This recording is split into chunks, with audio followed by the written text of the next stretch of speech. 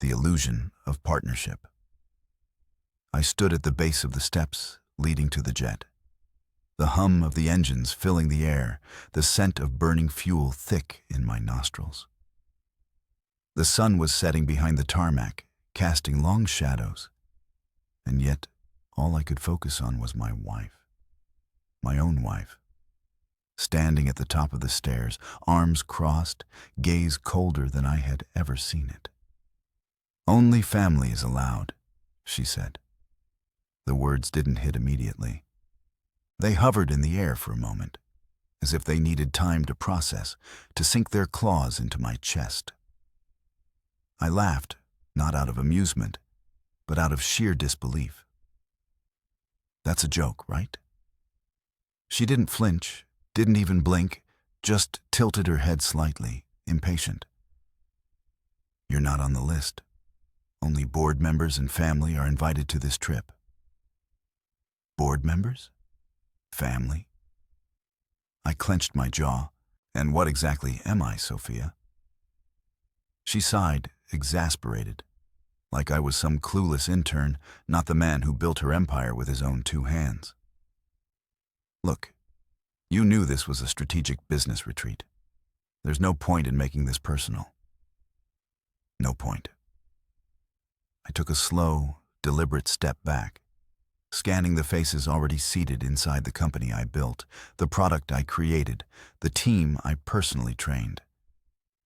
And yet, I was the outsider. "Understood," I said, my voice even. I refused to give her the satisfaction of seeing me react. I refused to let her think she had the power to break me. Her assistant stepped forward, already motioning to security, as if I was some nobody loitering on the runway. The sheer audacity of it almost made me laugh again. I took another step back, watching as the jet doors sealed shut, as the engines roared to life, as my wife, my supposed partner, took off without me. I stood there, watching as the jet shrank into the horizon. My reflection in the glass windows of the terminal showed a man I barely recognized. A man who had given everything and was left with nothing. No, that wasn't true. She thought she had erased me from her success. She had just made the biggest mistake of her life. Because if she wanted me gone, if she truly wanted to wipe away my presence from the empire we built together, then I would do something even better. I would erase her empire entirely. The beginning of us. I remember the first time I saw Sophia. She wasn't the woman she is today. Polished, ruthless, sitting atop an empire that bore my fingerprints, but none of my name. No, back then, she was scrappy, fighting tooth and nail to keep her failing tech startup from crashing into the abyss of forgotten ideas. I had heard about her before I met her. She had a reputation in the industry, not for innovation, but for her ability to sell a vision. She could talk, and investors loved her because she had the confidence of someone who belonged in boardrooms, even if she didn't fully understand the technology she was pitching. And that's where she was struggling. Sophia had connections, she had influence, but she lacked the foundation, the raw, unshakable substance to back up the dreams she spun in investor meetings. And then there was me, a software engineer. But not just any engineer. I had something people had been chasing for years, a revolutionary algorithm that could change the industry. HyperSync.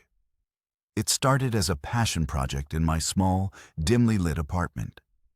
The kind of thing tech nerds dream about, but never expect to go anywhere.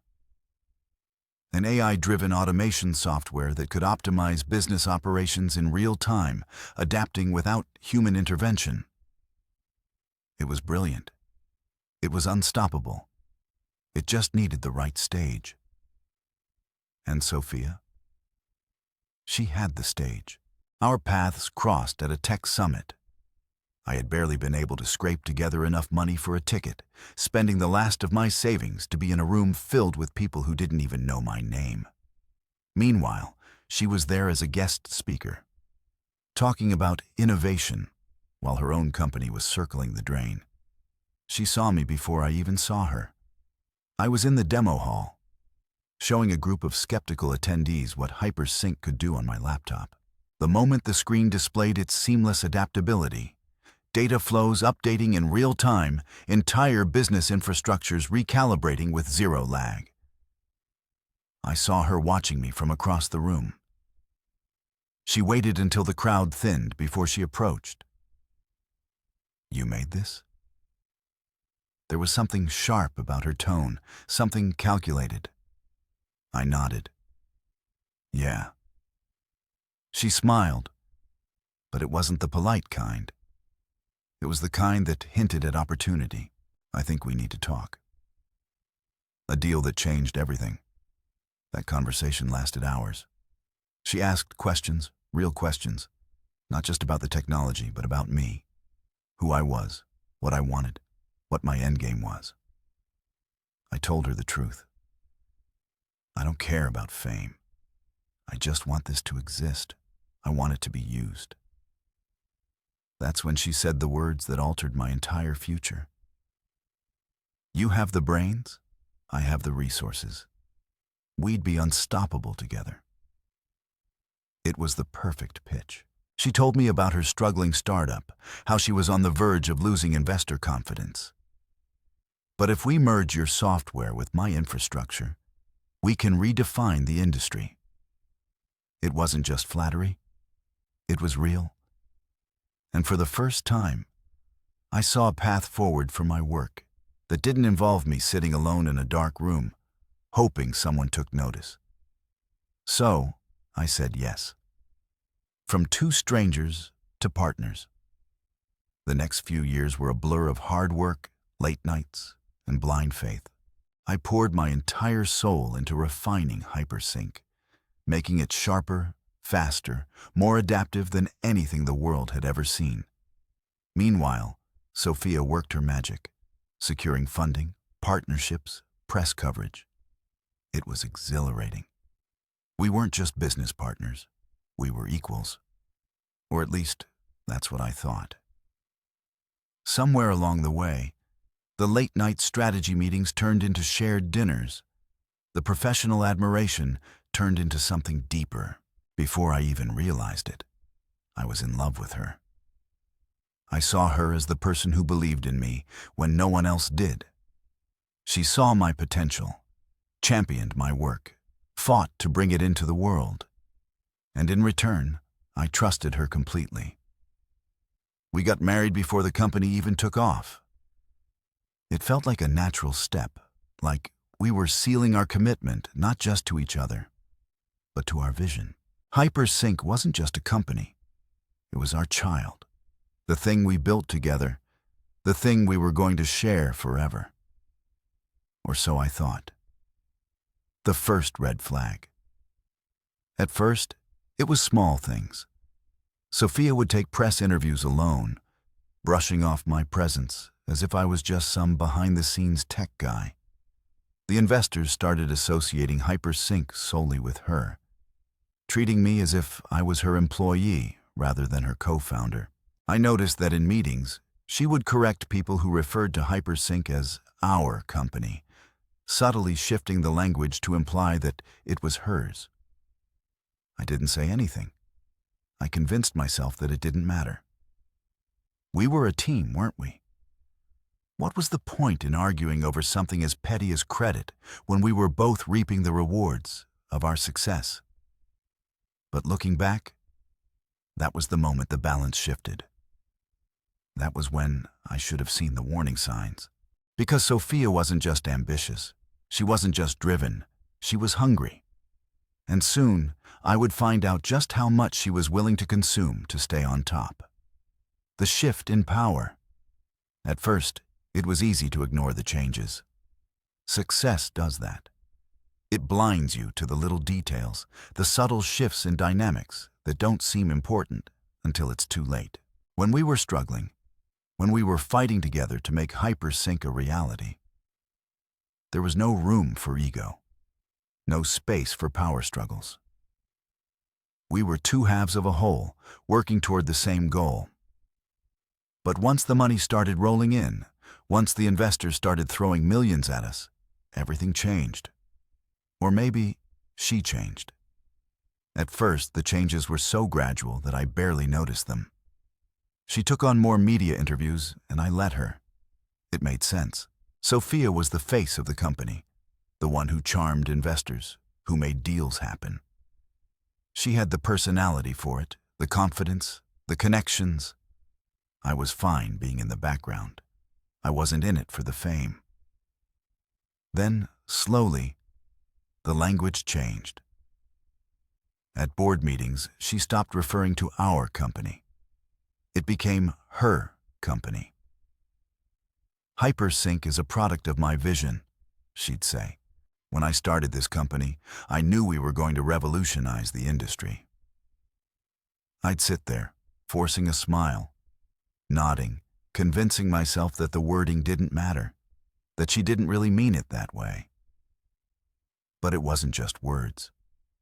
She started making executive decisions without me. A major partnership with a government agency? I found out through a press release. A new expansion strategy that shifted focus away from my original vision.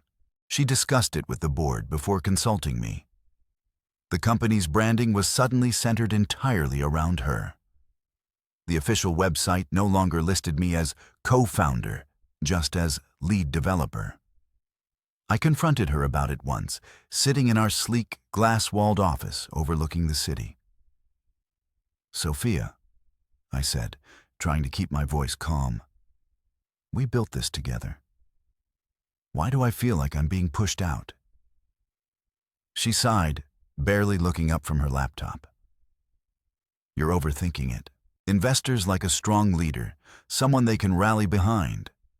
The public likes a face they can recognize. We both know you're not comfortable with that." I frowned. "That's not the point. The point is, you're erasing me from the story." She laughed, shaking her head. "Don't be dramatic. Everyone knows you're a part of this." That was a lie.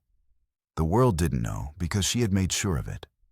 The biggest mistake of my life. Then came the share transfer. Sophia called it a strategic move. "We need to consolidate our power," she had said, lounging on the couch in our penthouse, sipping wine like we weren't talking about the future of my life's work. "The board thinks it would be more stable if all major shares were under one name. Less legal complications, fewer risks when making bold moves." I frowned, my gut twisting. "What risks?" She waved a hand dismissively. "Nothing serious. Just a formality, really. It won't change anything between us. What's yours is mine, and what's mine is yours." I should have seen it. I should have questioned why she was suddenly so eager to merge everything into her control. But I didn't. Because I trusted her. Because I was a fool. And so, I signed the documents. I signed away my stake in the company, my official ownership, my control. Sophia smiled as she kissed me on the cheek. "See? We're a team. This just makes things cleaner."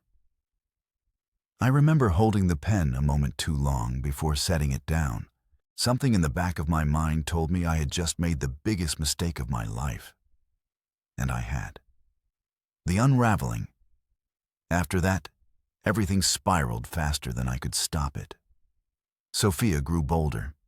She started hosting exclusive executive meetings that I wasn't invited to. When I asked her about them, she'd shrug.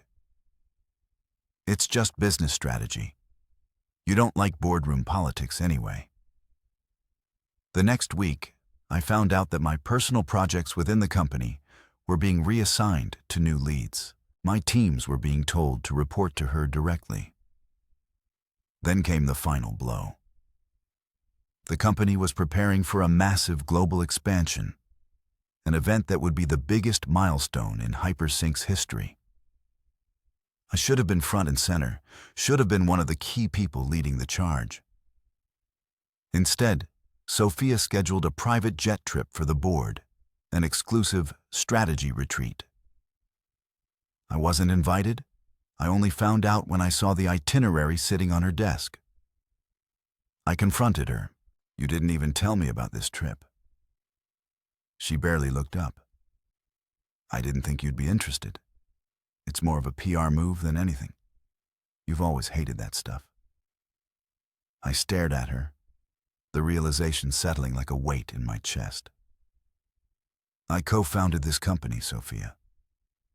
She sighed, clearly bored with my objections. "Yes, and you'll still be here when we get back. What's the big deal?" The big deal was that she had made it perfectly clear where I stood.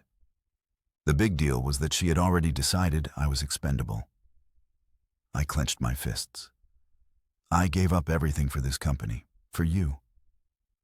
Finally, she looked up, but there was no regret in her eyes, no hesitation, just a cool, detached confidence. "And it's appreciated," she said. "But things evolve. You can't take this personally." The beginning of my revenge. That was the moment it all crystallized, the moment I stopped fooling myself. She wasn't my partner anymore. She wasn't my wife. She was my enemy. And soon, she would realize just how much damage I could do. The betrayal in the sky. The moment I stepped onto the tarmac, I felt it, that strange, hollow sensation in my gut, the one that told me something wasn't right, even before I had a reason to confirm it. It was the same feeling I had the day I signed over my shares to Sophia, the same quiet whisper of something shifting beneath my feet. Only this time, I wouldn't ignore it. I walked toward the jet, the heat of the engines pulsing through the air. I could already see the others boarding. Executives, board members, a few of the senior engineers I had personally mentored, people I had built this empire with. It was supposed to be a celebration, the company's biggest expansion yet. A milestone that should have belonged to both of us. But the moment I reached the bottom of the stairs, she was there, standing at the top, arms folded, looking down at me with something unreadable in her expression. I frowned. "You coming down?" She didn't move. Instead, she gave me a small, cool smile and said words that I would never forget. "Only family is allowed." It took a second to register, a second too long. I let out a short laugh, because surely this was a joke. "What?" But she didn't laugh with me. She didn't even blink. "You're not on the list," she said, her voice even. "It's a private retreat, strictly for board members and family." Something in my chest turned to ice.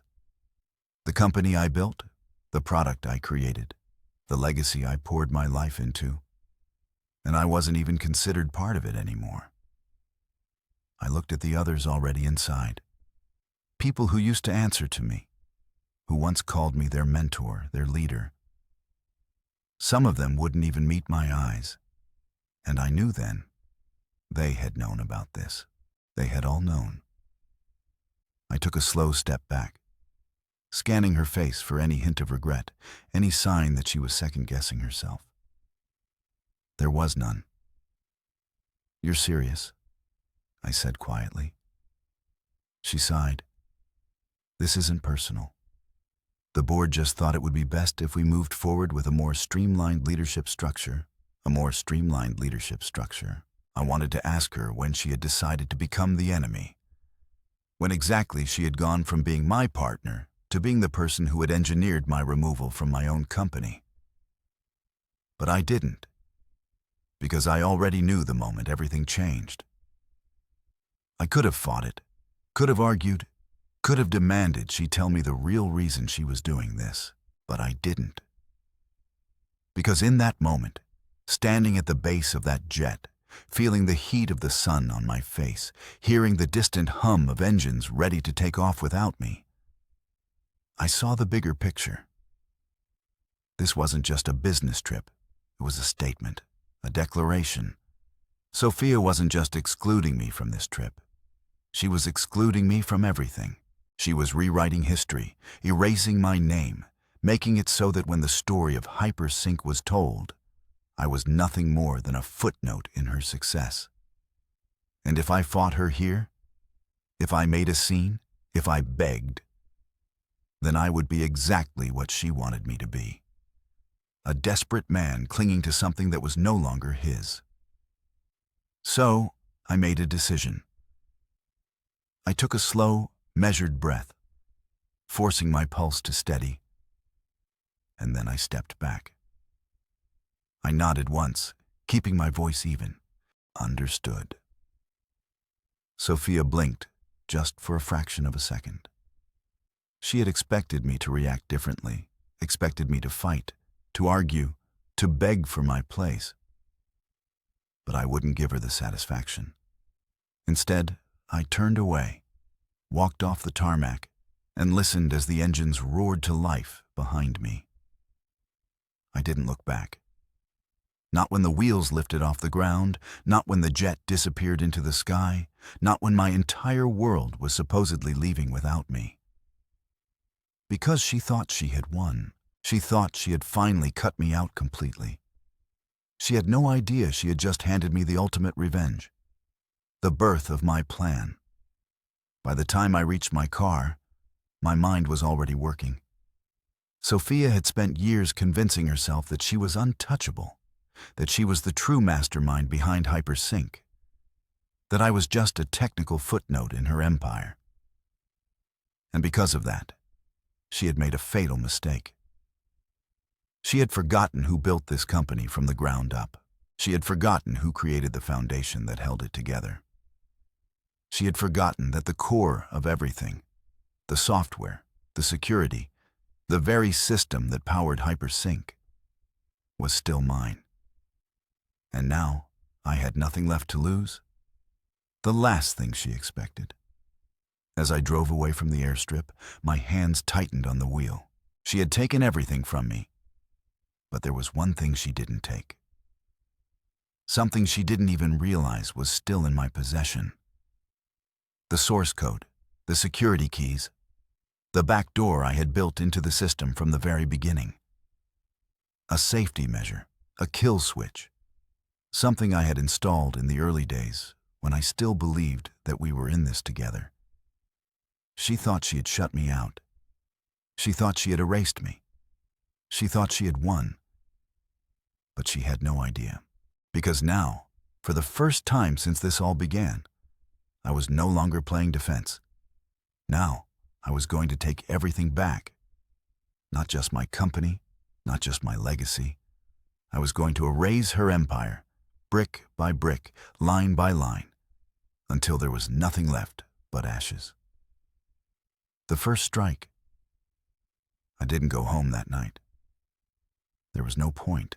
The house, the penthouse we had bought together when hypersync's valuation hit its first billion, felt more like a museum now. A carefully curated display of her success where my presence had been reduced to little more than an afterthought. No, I needed to be somewhere else, somewhere quiet, where I could think, where I could plan. So I drove to the one place that still felt undeniably mine. The private development server I had rented out years ago when hypersync was still an idea, a dream I had coded into existence, line by line.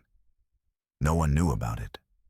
Not Sophia, not the board, not even the engineers who worked under me. This was my fail-safe, and tonight it would become the beginning of her downfall. The code no one knew existed. Hypersync wasn't just another tech company.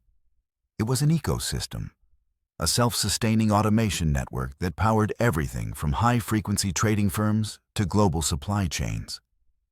It was designed to be impenetrable, its security layers tighter than any government system. But there was one flaw. A flaw I had built in from the very beginning. Back when Sophia and I were still partners, when I still believed in us, I had written a private failsafe into the source code, not as an act of paranoia, but as a safety measure, a way to reclaim control if anything ever went wrong. It was buried deep, hidden beneath layers of encrypted pathways, masked as an unassuming, rarely accessed subroutine. To anyone else, it looked like a dormant function, a harmless fragment of forgotten code. But to me, it was a kill switch. The first move. I logged in. The familiarity of the interface, the blinking cursor, the silent hum of a system waiting for input. It all felt like stepping into my true home. She thought she had locked me out of my own empire, but she was wrong. With a few keystrokes, I accessed the master framework. I took my time. Sophia was on a plane, surrounded by her new board, her loyal executives, basking in her illusion of power. She wouldn't see this coming. She never did. First, I ran a diagnostic. The numbers flashed across the screen. Hundreds of servers, millions of active users, a network worth billions. And all of it was still tied to my code. Then, I executed the first command. A simple one. A security reconfiguration. On the surface, nothing changed. Hypersync continued running as usual. But beneath the surface, every executive-level access key was revoked. No one, not Sophia, not the board, not a single top-level employee, could log in or make any critical system changes, except for me. I leaned back, watching as the system reset itself. She wouldn't notice immediately, not yet. But soon, very soon, she would wake up to a world where she was no longer in control. The next morning, my phone rang at 6:07 a.m. I didn't answer. It rang again and again. Finally, I picked up, just to hear her voice, sharp and frantic. "Aaron," she snapped. No greeting, no pretense, just pure panic. "Hypersync is locked down. We can't access anything." "What the hell did you do?" I smiled. It was satisfying listening to the cracks in her usually composed demeanor, hearing the underlying fear in her voice. I kept my tone casual. "Good morning, Sophia. Something wrong?" She exhaled sharply, frustration clear in every syllable. "Don't play games. The system is rejecting all executive logins. The entire board is locked out. The engineers can't override it. I know you did something." I took a slow sip of my coffee, savoring the silence between us. Then I said the words I knew she never expected to hear. "Sorry, but only family is allowed." The moment she knew, there was dead silence on the other end of the line. I could almost picture her standing in some luxury resort, phone clenched in her hand, her carefully constructed world starting to fracture. "You..." She started, but I cut her off. "Let's get one thing straight, Sophia," I said, my voice cold now. "You didn't build Hypersync. I did. You didn't design the system. I did. You don't own it. I do." She tried to interrupt, but I kept going. "And if you think for 1 second that you can erase me from the company I created, then you don't understand the first thing about how any of this works." A sharp inhale, then her voice dropped to something more dangerous. "You think you can take it back?" she hissed. "You think you can win?" I let out a short laugh. "Sophia," I said, leaning forward, lowering my voice like I was letting her in on a secret. I already did. Then I hung up, the beginning of her end. By the time she landed, it was too late. Hypersync's security system had been completely overhauled. All critical operations required my biometric authentication. The board was in shambles, investors demanding answers. And Sophia, for the first time, she realized what she had done. She had undermined me. She had betrayed me. She had shut me out of my own empire. But in doing so, she had forgotten something far more important. I was the one who had built this from nothing. I knew every line of code, every system flaw, every hidden failsafe. And now, I was going to burn it to the ground. The collapse begins. I didn't go back to sleep after hanging up on Sophia. I just sat there, staring at my phone, watching as the missed calls piled up, one after another, her name flashing over and over like a desperate heartbeat. By 7 a.m., the calls stopped. Not because she had given up, but because she had finally realized the truth. This wasn't just a minor system glitch. This wasn't something her engineers could patch in a few hours. This was the beginning of the end, and I had written the script. The desperation begins. At exactly 8:15 a.m., I got a text, not from Sophia, from one of my old engineers, someone who had been loyal to me before Sophia started restructuring the company to squeeze me out. They're panicking. The board is losing its mind. She's trying to call an emergency meeting, but no one can access anything. What did you do? I smirked, typing back slowly, just reminding them who built the system. Her first attempt to fix it. Sophia was smart. I had to give her that. She didn't waste time. She called in every expert she could find. Top-tier cybersecurity specialists, former government encryption analysts, even a few of my old team members she had kept around after I left. They all ran into the same wall. The lockout wasn't just a simple admin-level restriction. It was a deep structural override. Something embedded so far into the system that even if they tried to rewrite access pathways, the code would rebuild itself in real time. Hypersync was shutting her out at the DNA level, and there was only one person who could unlock it. Me. The first call from the board. By 10 a.m., my phone rang again. Not Sophia this time, one of the board members. I let it ring twice before answering. Aaron, the voice on the other end said, strained but carefully measured. We seem to have encountered a technical issue. I assume you're aware of it. I leaned back in my chair, letting the silence stretch for a moment before answering. I might be. A pause, then a shift in tone, less businesslike, more frustrated. What the hell are you playing at? The entire company is on lockdown. We're bleeding millions by the second. I glanced at my laptop screen, where the live feed of Hypersync's stock price was already plummeting. I could almost hear the panic in their voices from here. You'll have to be more specific, I said, feigning confusion. Are you asking for my professional expertise, or just yelling for the sake of it? More silence, then a reluctant exhale. We need your help. There it was, the first crack in their arrogance.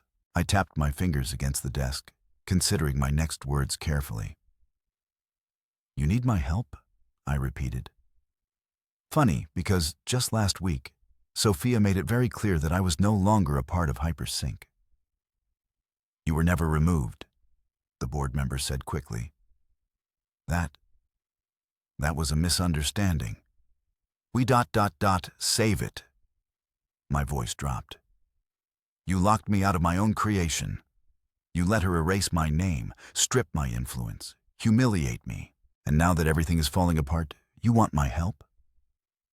The silence stretched long this time. I could feel his discomfort, his anger, his helplessness. Then, finally, what do you want? I smiled. Nothing yet. Then I hung up. Sophia's breaking point. By noon, she finally cracked. She didn't call. She showed up at my door. I wasn't surprised. Sophia wasn't the type to beg over the phone. She needed to be in control, needed to stand in front of someone and make them see her authority. Except this time, she didn't have any. I opened the door to find her standing there in a sharp designer suit, looking impeccable as always. but there was something different in her eyes.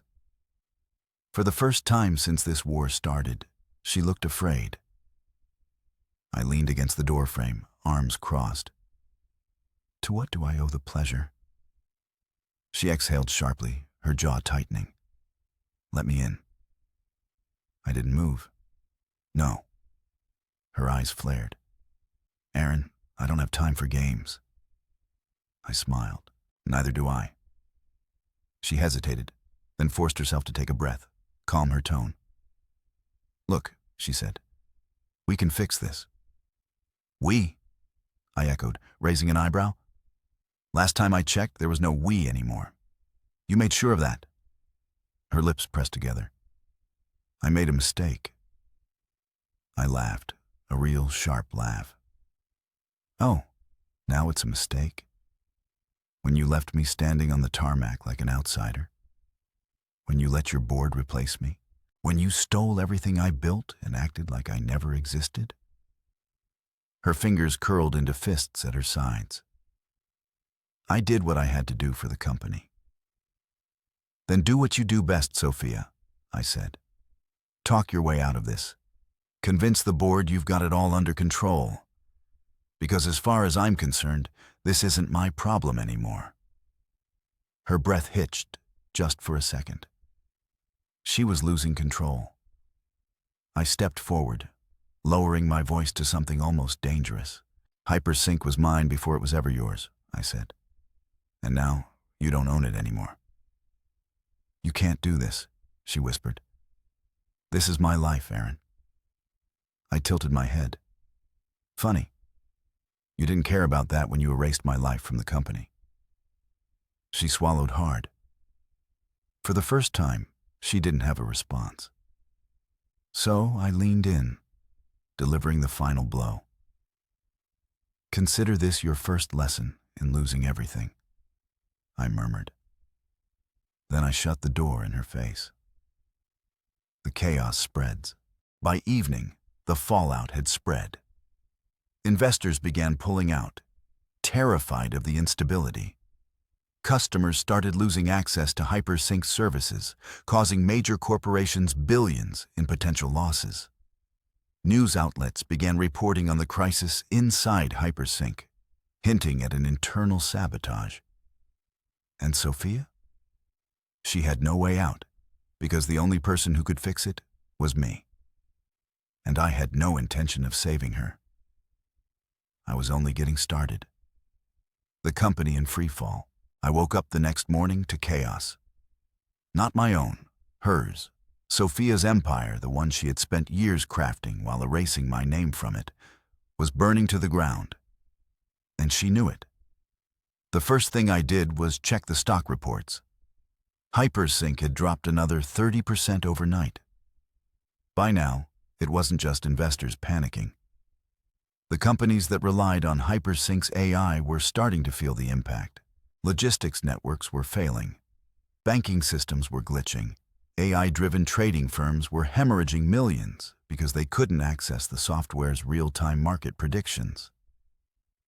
And through it all, I sat back, sipping my coffee, watching the world slowly realize the truth. Hypersync wasn't Sophia's creation. It was mine. And without me, it was collapsing. The board's last-ditch effort. By mid-morning, my phone rang again. The board. Not Sophia this time. They must have finally realized that she wasn't in control anymore. I let it ring a few times before answering. Gentlemen, I said smoothly, to what do I owe the pleasure? We need to talk, came the clipped response. This has gone on long enough. I smiled. Has it? You're going to kill the company, another voice snapped. Do you have any idea how many billions are at stake? We can negotiate, but this... I cut him off. Funny, no one cared about my stake when you all let Sophia push me out. So why should I care now? Silence. Then the voice softened. Look, whatever personal grievances you have against Sophia, we can fix it. Just restore access to the system and I chuckled. You think this is about grievances? They didn't get it. They still thought this was just about revenge, about me throwing a tantrum because I got left out of a boardroom. They didn't understand that I wasn't fighting for my place back in the company. I was tearing it apart from the inside out. You had your chance, I said, my tone calm but firm. You chose your side. Now, you get to watch what happens next. Then I hung up. Sophia's desperation grows. By noon, my apartment intercom buzzed. I didn't even have to check to know who it was. Sophia. She was running out of options, and I was the only person left who could stop the bleeding.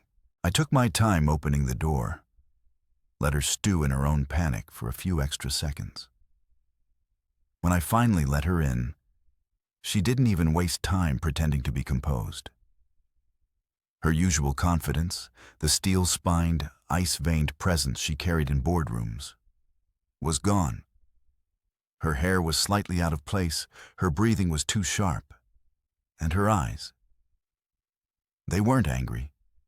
They weren't even furious. They were scared. We need to fix this, she said immediately, stepping into my apartment like she still had authority over me. I leaned against the counter, arms crossed. Fix what? She exhaled sharply, dragging a hand through her hair. Hypersync, the system, whatever you did, you need to undo it. Why would I do that? Her jaw clenched. Because the entire company is falling apart. This is bigger than just you and me, Aaron. If you keep this up, Hypersync will be finished. I gave her a slow, measured look. Good. Her breath hitched just a little, enough for me to see the moment it truly hit her. I wasn't bluffing. I wasn't waiting for a deal, a payout, or an apology. I was watching her empire collapse and enjoying every second of it. The reality of her situation. You don't understand, she said, trying to recalculate, trying to find the right leverage to regain control. This is going to cost you too. Your name is still tied to Hypersync. Your reputation. My reputation? I interrupted, laughing. You mean the one you spent years burying? The one you erased from every press release, every article, every award you took credit for? She flinched. I took a step forward, lowering my voice. I don't care about Hypersync anymore, Sophia. I care about watching you lose everything you stole from me. Her lips parted, but no words came, because now, for the first time, she truly understood. This wasn't about business. This wasn't about the board or the company or the stock price. This was personal, and there was no fixing it. The last attempt. She swallowed visibly, forcing herself to soften. Aaron, she said, her voice lowering, trying to sound like the woman I once loved. We built this together. You don't have to destroy it. We can start over. We can... I smiled. No, Sophia. Her mouth snapped shut. I stepped closer, until there was barely any space between us, and said the words that finally broke her. You already did that, I whispered. The moment you looked me in the eye and told me I wasn't family anymore. Tears burned in her eyes, real ones. I had seen Sophia feign crying in business meetings before. I had watched her manipulate emotions like a master chess player. But this was real. She knew it was over. I stepped back, keeping my expression neutral. You should go, I said simply. Her breath shuddered. Then, without another word, she turned and walked out. The final blow. By evening, the news headlines were everywhere. Hypersync faces unprecedented crisis as CEO Sophia, her last name, fails to regain control. Investors flee as Hypersync stock crashes. Was Hypersync's true genius erased from history? And the best part? The media was finally digging into the truth. Interviews with former employees, old articles mentioning my name before it was wiped from company records. Whispers about how maybe Sophia hadn't been the real mastermind after all. By midnight, Hypersync had lost half its valuation. And Sophia, she was finished. Not just as CEO, as a legend, a business icon, a name that once commanded respect in every boardroom. Because now, the world knew. She wasn't the woman who built Hypersync. She was the woman who lost it. And I was the man who made it happen. The final blow. The morning after Sophia walked out of my apartment, the world had already shifted. Her empire was crumbling in real time, and this time, there was no coming back. I watched the news unfold over a cup of coffee, my laptop open, multiple stock reports flashing across the screen. Hypersync had lost 60% of its valuation overnight. Sophia had spent years building an image of power, control, and innovation, convincing the world that she alone was the force behind Hypersync's success. But in the span of 24 hours, that illusion had been shattered. The media vultures who once worshipped her were now tearing her apart, picking at every flaw, every decision she had made, every questionable tactic she had used to climb to the top. It was almost poetic. She had spent so much time erasing me from the company's history, convincing herself that she had all the power. But now she was just another fallen CEO, another scandal-ridden executive whose name was being dragged through the mud. And the best part? I wasn't done yet. The day of reckoning. By midday, my phone buzzed again. Not from Sophia this time, from her lawyer. I let it ring twice, then I answered. Yes? There was a pause, then a calm, measured voice. Mr. Carter, we'd like to discuss an arrangement. No, I said, a moment of silence. Excuse me? The lawyer asked. I leaned back in my chair, stretching out my legs. I said no. There's no arrangement, no deal, no negotiation. The voice on the other end didn't waver, but I could hear the underlying tension.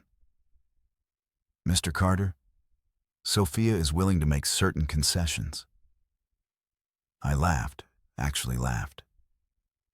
Sophia doesn't have anything left to bargain with, I said. She lost her company, her investors, her reputation. So, tell me, what exactly is she offering? A longer pause this time. Then the lawyer tried a different angle. We're willing to restore your position at Hypersync. You'd be reinstated as co-founder and... I cut him off. Hypersync doesn't exist anymore, I said smoothly. At least, not in the way she thinks it does. Silence. Then a breath. What do you mean? I smiled. You'll see soon enough. And then I hung up. The final stage. By late afternoon, I was ready. I had been waiting for this moment, planning for it. The collapse of Hypersync wasn't enough. I needed to rebuild it, but under my name this time. So I made the final move. With a few keystrokes, I executed the last phase of my takeover. Hypersync's patents, transferred. The AI's core structure, migrated. The original technology, sealed. Every valuable asset that made Hypersync a billion-dollar company was no longer under Sophia's control. The company still existed in name, but its soul, its foundation, its power, it was mine again. Sophia's last desperate attempt. At 7 p.m., I got one last text from her. Not her lawyer, not the board, her. Meet me one last time. Hotel Langford, 8 p.m. I stared at the message, debating whether to even bother entertaining it. Then I decided I would go. Not because she deserved another conversation, but because I wanted to see the look in her eyes when she realized it was over. The final meeting. I arrived exactly at 8 p.m. The hotel bar was nearly empty, the dim lighting casting long shadows over the polished mahogany. I spotted her immediately. Sophia sat in the corner booth, a glass of untouched wine in front of her. She looked different. Not broken, not defeated, just tired. I took my time walking over, watching as she lifted her gaze to meet mine. "Didn't think you'd come," she murmured. I slid into the seat across from her, resting my arms on the table. I was curious. She let out a soft, humorless chuckle. Curious about what? I studied her, taking in the small changes, the tension in her shoulders, the faint, dark circles under her eyes, the way she wasn't wearing the armor of control anymore. Then I said, "How it feels." She stilled. What feels? I tilted my head, losing everything. She inhaled sharply, and for a moment, she looked like she was going to snap back, like she was going to fight me one last time. But she didn't. Instead, she looked down at her glass. "You were always the smarter one," she admitted quietly. "I just talked better." I leaned forward. "You stole from me, Sophia. You erased me, and you expected me to just accept it." She swallowed hard. "I thought you wouldn't fight back." I gave her a slow, humorless smile. "That was your first mistake." She exhaled, gripping the stem of her glass. "And your first mistake?" I shrugged. "Trusting you." A long silence stretched between us. Then, softly, she said, "I never stopped loving you, you know." I didn't react, didn't flinch. I just watched her because now I could see what she was doing. The last attempt, the last manipulation, trying to pull me back in, to make me feel something for her again. But that part of me, the part that once would have believed her, once would have wanted to forgive her, was already dead. So I stood up, slid my hands into my pockets, and delivered the final blow. "I stopped loving you the second you told me I wasn't family." Her breath caught. I turned and walked away. I didn't look back. Not when she called my name, not when she let out a shaky breath trying to hold back tears, not when I stepped out of the hotel into the night, leaving her alone with everything she had lost. And as I walked away, I knew one thing for certain. This was the last time I would ever see Sophia again. Her new reality. Sophia didn't reach out again after that night. Not a call, not a text, nothing. I wasn't surprised, because what was left to say? She had spent years crafting her own mythology, convincing the world that she was the mastermind behind HyperSync, the one who had built it from the ground up. And for a while, the world had believed her. But now she was a cautionary tale. The headlines wrote themselves. The morning after our final meeting, the news had already devoured her whole. From CEO to scandal, the fall of Sophia Callaway. HyperSync implodes. Was it built on lies? Once a tech icon, now a pariah. Sophia Callaway's stunning downfall. The press had been brutal, relentless. Every interview she had given, every moment she had taken credit for my work, every deal she had made while pushing me further into the background. It was all under the microscope now. Former employees came forward. Investors publicly distanced themselves. Even her most loyal supporters started walking away, realizing that aligning with her was a sinking ship. And the final blow? HyperSync's board of directors had voted her out. She was officially removed as CEO. A public statement had been released, filled with corporate doublespeak, but the message was clear. Sophia Callaway was no longer the face of the company. She wasn't anything anymore. The consequences she never saw coming. For the first time in years, she was nobody. No more corporate events, no more keynote speeches, no more front-page headlines celebrating her success. Just radio silence. I heard through a mutual contact that she had been trying to sell her remaining shares, desperate to salvage whatever money she could. But with the company in free fall, her stock was practically worthless. She had lost everything. And I had taken it all away from her. My own empire rises. But while she was fading into obscurity, I was doing the opposite. 2 weeks after her removal, I announced something new. Not a company revival, a rebirth. Sync Forge. A new AI-driven platform, sharper, faster, smarter than anything Hypersync had ever been. And the best part?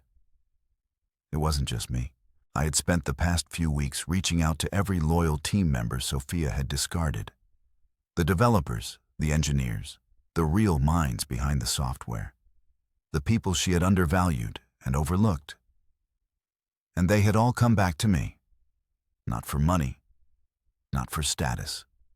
For revenge. The ultimate payback. When Sync Forge launched, it was an immediate success. Investors who had pulled out of Hypersync came to me first. Tech publications that had once praised Sophia were now writing about me. The same reporters who had celebrated her rise were now calling me the true genius behind it all. And Sophia? She was watching it happen. I knew she was. She wouldn't be able to help herself. Because this wasn't just a personal betrayal for her. This was her greatest fear coming true. She had spent years making sure the world only knew her name. Now the world was forgetting her entirely. Her last desperate call. Then, one night, my phone rang. For a second, I almost ignored it. Then I saw the name, Sophia. I stared at it, debating. Then, slowly, I answered. She didn't say anything at first. I could hear her breathing, slow, measured, like she was forcing herself to keep it together. Finally, she spoke. "Aaron," she said, her voice thinner than I'd ever heard it before. I leaned back in my chair. "Sophia." There was a long silence. Then, barely above a whisper, "I need help." I didn't react. Didn't let my voice shift. Didn't let her hear the satisfaction I felt deep in my bones. I had been waiting for this. She had spent so long acting like she was untouchable, like she was the goddess of the tech world, the woman who had everything. Now she was begging me. I took my time, letting the silence stretch before I finally spoke.